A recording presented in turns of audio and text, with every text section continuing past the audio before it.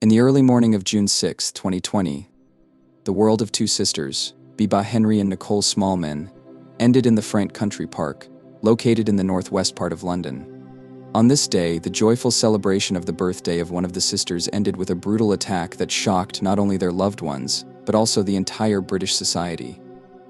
In a quiet corner of the park, under the summer stars, a tragedy occurred that will soon turn into one of the most terrible and confusing crimes of recent years. The murders of Bibaa and Nicole have become a symbol of women's vulnerability in modern society. The public response around the case was multi-layered, from issues of women's safety to harsh criticism of the work of law enforcement agencies. This case showed many gaps in the modern system, and the actions of the police, whose slowness and inefficiency in the investigation caused a wave of public indignation. The key figures in this story were the sisters themselves and their loved ones. Bibaa, an older sister who devoted her life to helping people, and the youngest, Nicole Smallman, who was distinguished by her artistic talents. The sisters were inseparable, and their joint celebration of the eldest's birthday was supposed to be another happy page in their lives. However, fate decreed otherwise. The horror of what happened intensified when the details of the motive of the crime were revealed. Later it will become known that Daniel Hussein, who committed the crime, signed a contract with a demon, hoping that killing women would ensure that he would win the lottery. This story will be full of mysticism, occult practices, and the sick imagination of a lonely person. Bibaa and Nicole Smallman were not just sisters, they were close friends whose love and support for each other were obvious to everyone who knew them. Both grew up in London in a family where caring, mutual understanding, and strong family ties were valued. Their mother, Minnie Smallman, put a lot of good things into their upbringing. She was a loving and devoted mother who tried to give her daughters the best. Bibaa, the older sister, was a real example to others. She worked as a social worker and devoted her life to helping others, especially vulnerable segments of society. Bibaa's colleagues and friends described her as a sensitive and attentive woman, always ready to support and help. She was deeply immersed in her work and sincerely believed that she could change people's lives for the better. Her birthday, which she decided to celebrate on June 5, 2020 with her loved ones in the park, was the last joyful moment in her life. Bibaa was a person who aspired to share her joys with others, and this evening was no exception. She invited friends and family to spend time together, enjoying nature and socializing. Nicole, the youngest of the sisters, was distinguished by her creative and bright character. She was a photographer and an artist, loved art, and sought to express herself through photography.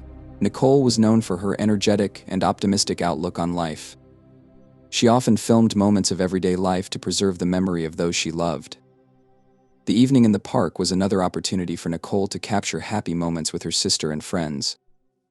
Daniel Hussein, who was only 18 years old at the time of the murder, turned out to be the central figure in one of the most horrific and mysterious cases in the modern criminal history of Great Britain. Daniel was born and raised in London. Despite the fact that he did not stand out academically and did not have pronounced academic achievements, his behavior at school did not arouse much suspicion or concern. As a teenager, Hussein led a relatively secluded lifestyle, preferring solitude and the virtual world.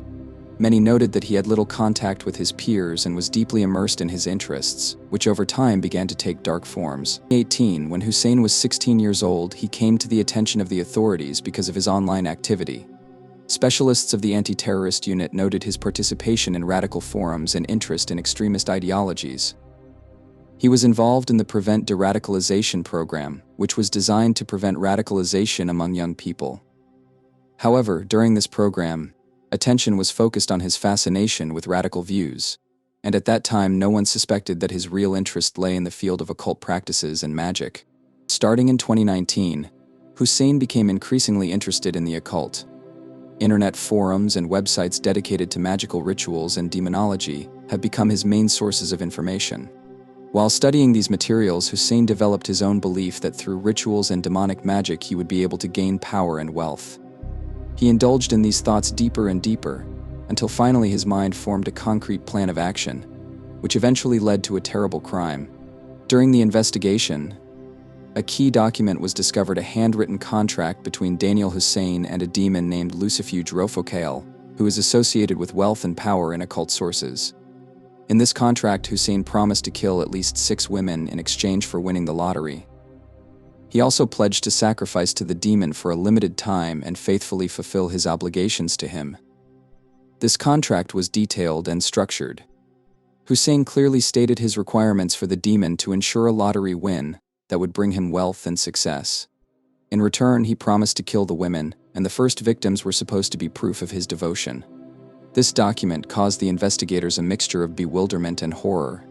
Such a detailed letter indicated that Hussein believed in the reality of his actions and believed that they would lead to the expected result.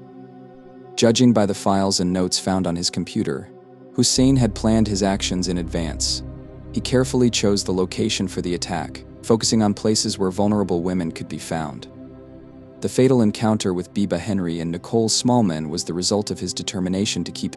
The evening of June 5, 2020 was an occasion for joy and celebration for Bibaa and Nicole Smallman. Bibaa had a birthday, and she decided to celebrate it with her close friends and sister, choosing the green and quiet Frient Country Park for this. This park was located away from the bustling areas of London and was known as a place for relaxing walks in nature. From the very beginning of the evening, nothing foreshadowed trouble. A group of friends and sisters settled down on the grass and brought food and drinks with them. Bibaa was the center of attention, beaming with happiness surrounded by those she loved. Nicole, being the youngest, as always, maintained an atmosphere of carefree fun. Her jokes and stories diffused the atmosphere. The evening was filled with laughter, photos against the background of the evening sky, and it seems that nothing could overshadow this moment. "We had such a good time. It was one of those nights when it seems like life was a success," one of the sisters' friends later recalled. These words sound especially bitter against the background of what happened a little later. The group was celebrating, and as night fell, many friends began to disperse. Bibaa and Nicole decided to stay a little longer. According to eyewitnesses, they enjoyed a quiet summer night and decided to take some more photos under the night sky illuminated by stars. The time when the joy of the evening turned into tragedy is not exactly fixed, but it is known that around midnight the sisters were left alone. They were close, and even at this late hour, none of them felt anxious. The park was deserted. It seemed like a safe place for a small continuation of the party. But the sisters could not have predicted that this moment of solitude would be fatal for them. Soon they will face ruthless violence that will end their lives. These were the last moments when Bibaa and Nicole saw the world as they knew it, bright, joyful and full of hope. Their encounter with violent and chaotic evil was inevitable.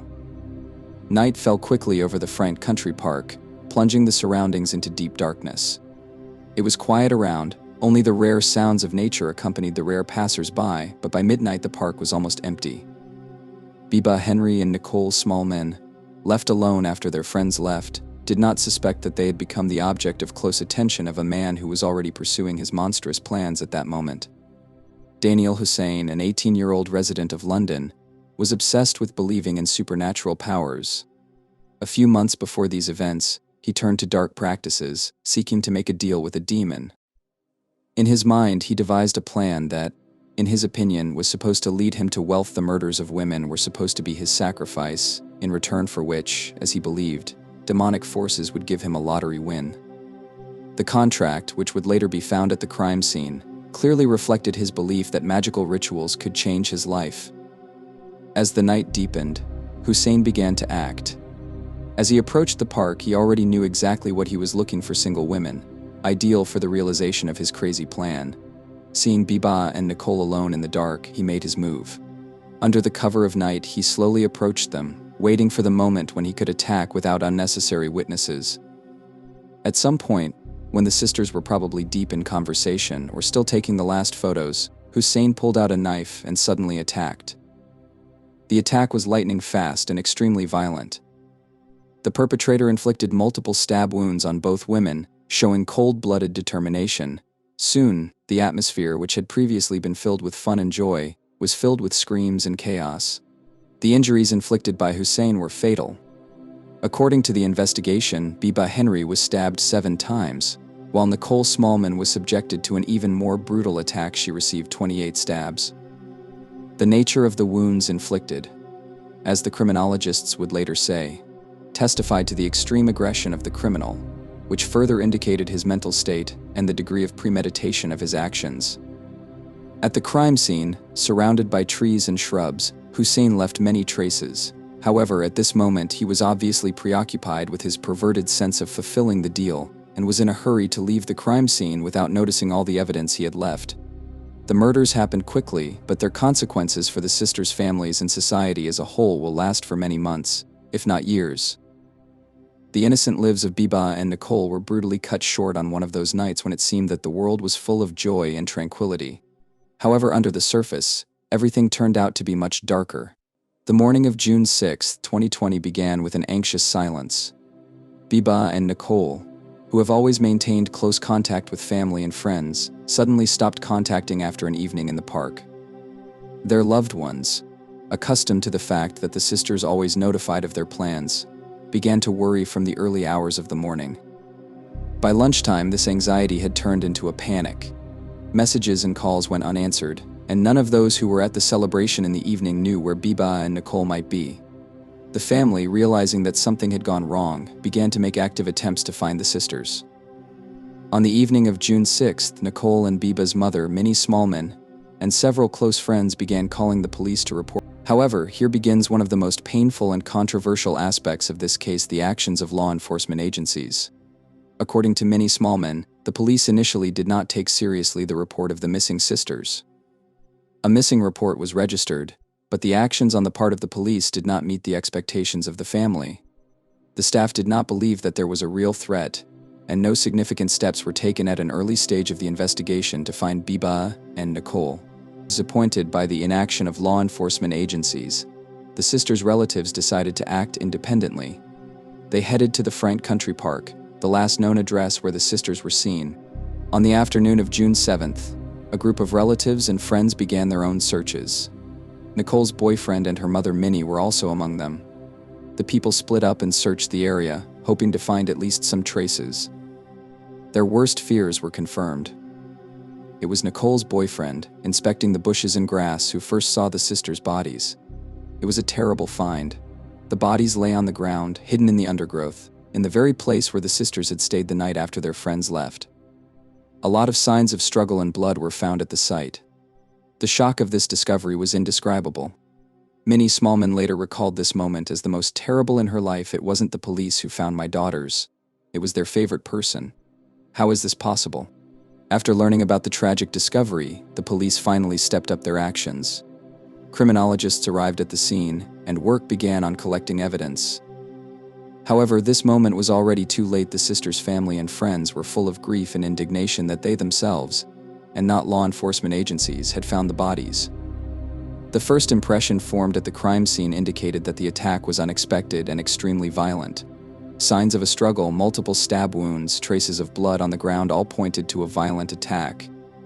On June 7, 2020, the Frient Country Park, where the murder took place the day before, became the center of a forensic investigation. After the bodies of Bibaa and Nicole Smallman were discovered by loved ones, police investigators and criminologists finally arrived at the park to collect evidence and carefully examine the scene of the tragedy. However, the fact that the police were not the first to find the bodies caused a storm of indignation among relatives and the public, causing a subsequent wave of criticism against law enforcement agencies. The crime scene, at first glance, seemed chaotic. The sisters' bodies lay next to each other, their poses indicating a desperate attempt to defend themselves during the attack. Personal belongings were scattered around them: leftovers, bottles of drinks, mobile phones. This peaceful corner of the park, which they had chosen to celebrate, was now surrounded by forensic tapes, and the previously serene atmosphere had given way to a gloomy and oppressive silence. The main task of the criminologists was to restore the course of events of that terrible night. Traces of a struggle and many bloodstains were found on the ground, indicating that the attack occurred suddenly without any warning. Shoe marks were also found in the area of the crime scene, which later became one of the most important clues leading to the identification of the perpetrator.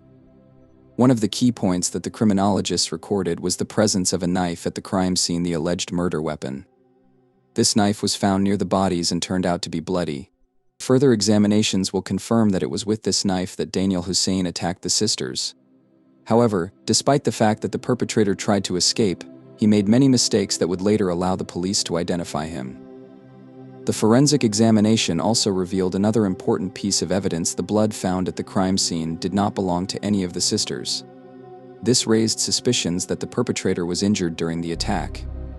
Later, this assumption will be confirmed during the attack. Daniel Hussein cut his hand with a knife, and it is this trace of blood that will become a decisive factor in establishing his identity through DNA examination. In addition, work was carried out with the recordings of surveillance cameras installed near the park. These recordings allowed investigators to reconstruct the suspect's movements that night. The footage from the cameras showed the figure of a young man leaving the park, and these images became important evidence for further investigation. At this stage, the police investigation began to gain momentum.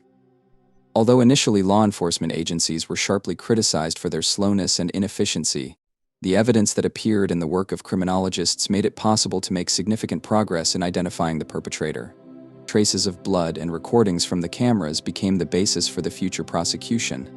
However, despite the growing amount of evidence, it was hard for the sisters' family to come to terms with the fact that they found the bodies of their relatives themselves, and not the police. Public outrage was growing, and the issue of law enforcement accountability was becoming more acute. After the shocking discovery of the bodies and the receipt of the first physical evidence, the investigation accelerated dramatically. In the days following the discovery of the sisters in the Frient Country Park, investigators began to focus on collecting key evidence and identifying the perpetrator. The police understood that every lost hour could be fatal for solving this case. By this point, the name of Daniel Hussein had already begun to surface during the investigation. Shortly after receiving the DNA results, it became clear that the blood found at the crime scene belonged to him. This result was key. The police now had a suspect who could be detained for questioning and checking evidence. In addition, an analysis of the fingerprints left on the knife confirmed that Hussein was the one who used it the last time. On June 15, 2020, the police arrested Daniel Hussein at his home. The operation was carried out quickly and without incident, but from the very first minutes it became clear that the suspect was not going to cooperate with the investigation. During a search of his house, additional evidence was found confirming his involvement in the murders. The most striking discovery during the arrest was the handwritten letter found there. It contained a text that at first glance looked like an incoherent set of words, but upon closer examination turned out to be a kind of contract with a demon. In this contract, written by an 18-year-old Daniel Hussein, it was said that he had to kill at least 2 women in exchange for the promise of winning the lottery. This document looked so strange and surreal that the investigators at first could not believe in its authenticity. Among them are lottery tickets that Hussein purchased shortly after committing the crime, fully confident that his deal with the demon would bring him long-awaited wealth. In addition to the tickets, investigators found records of his occult studies, books on magic and demonic rituals in his room, which only strengthened their confidence that Hussein really believed in his deal with otherworldly forces. During the interrogations, Hussein behaved in a detached manner. He denied any involvement in the murders, despite the huge amount of evidence gathered against him. When he was shown evidence such as his own notes and blood found at the crime scene, he remained calm, which only increased suspicions about his mental state. It soon became clear that Hussein was completely immersed in his beliefs and magical rituals. Further investigation revealed that Daniel Hussein had been under surveillance by the anti-terrorist unit in the past. In 2018, when he was 16 years old, he came to the attention of the authorities because of his extremist beliefs and activity on the internet, where he was interested in radical ideologies. However, his fascinations with the occult and magic went unnoticed, which would later raise questions about whether the system could have prevented this tragedy if attention had been paid to his hobbies in time. Thus, within a few weeks after the murder, the police gathered all the necessary evidence to formally charge Hussein with the murder of Bibaa's sisters Henry and Nicole Smallman. The investigation was confident that this case would have unprecedented significance both for public discussion and for women's mental health and safety issues. The mental state of Daniel Hussein became one of the key topics of the trial. During interrogations and psychological examinations, he remained extremely calm, denying his involvement in the murders, despite the evidence presented to him. Experts drew attention to his emotional detachment and coldness, which could indicate deep psychological problems. During the trial, the defense tried to put forward a version that Hussein suffered from a mental disorder, but numerous examinations showed that, despite his irrational beliefs, he was found sane. His actions, although dictated by misconceptions, testified to a high degree of planning and premeditation. He believed in his plan, but was aware that he was committing illegal acts and tried to hide his tracks after the crime. One of the experts who conducted the psychiatric examination said in court, Hussein had no obvious signs of psychosis or other severe mental illness. He acted consciously, planning his actions. However, his irrational beliefs and obsession with magic led to brutal and senseless murders. Isolation and the influence of the internet played a big role in shaping Hussein's thinking. For a long time, he led a closed lifestyle, spending most of his time alone in front of a computer. There he found information about magic and the occult, which deeply affected his fragile psyche. In the world of the internet, he could plunge into dark fantasies with impunity and gradually lose touch with reality. Psychologists who have studied Hussein's case have pointed to the influence of online communities that allow people like him to find confirmation of their fantasies, and even consult with like-minded people who share the same irrational beliefs. These communities, being closed from public attention, can become incubators for dangerous ideas that go beyond reason. Thus, Daniel Hussein became the product of a combination of factors: his isolation, immersion in occult beliefs, and inability to critically reflect on his actions. Despite his supposed belief in magic, his crimes were real, and 2 lives were brutally cut short. The trial of Daniel Hussein began in June 2021, a year after the brutal murders of Bibaa and Nicole Smallman. The whole process attracted considerable media and public attention, as dark details about the motives and methods of the perpetrator were revealed. Hussein, who was charged with the murder of 2 sisters, was under the close attention of law enforcement agencies and forensic experts. The key evidence presented in court was a contract with a demon found during a search, in which Hussein promised to kill women in exchange for the promised lottery winnings. DNA traces found at the crime scene that clearly linked Hussein to the murder. The blood found at the scene did not belong to the victims, but matched Hussein's DNA samples, which became decisive evidence. CCTV footage that recorded Hussein leaving the Frient Country Park on the night of the murder. These recordings confirmed his presence in the area of the murder, which was another important piece of evidence. Despite the abundance of evidence, Hussein denied any involvement in the crimes in court. He showed no signs of remorse or regret, and his demeanor remained cool throughout the process. His defense tried to put forward arguments about his mental state, pointing out that the young man suffered from delusions and was involved in the world of magical rituals and demonic beliefs.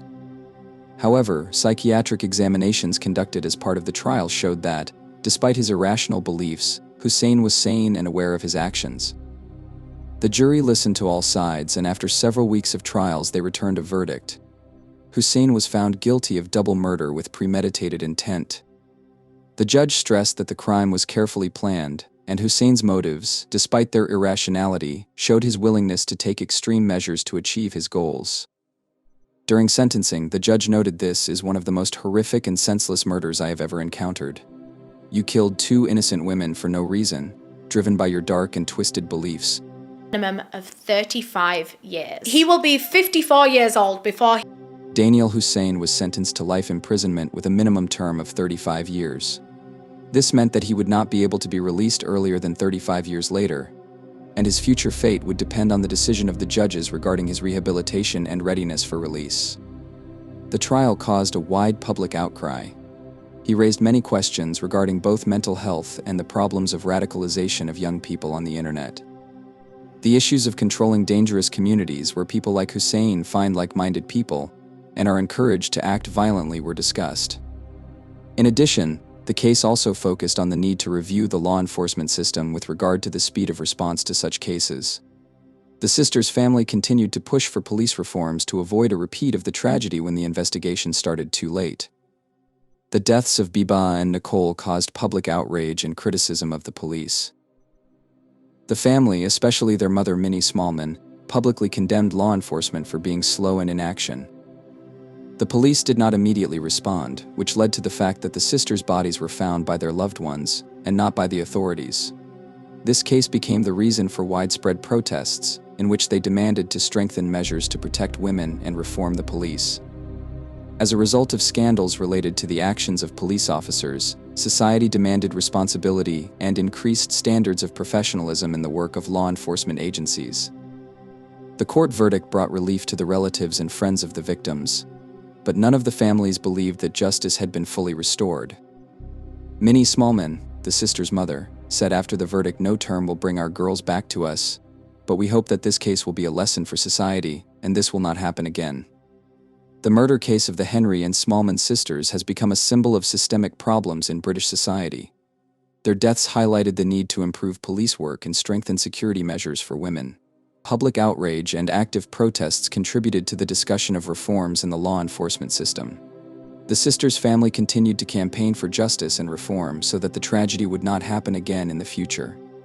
The legacy of Bibaa and Nicole will live on through the actions of those who fight for women's safety and rights.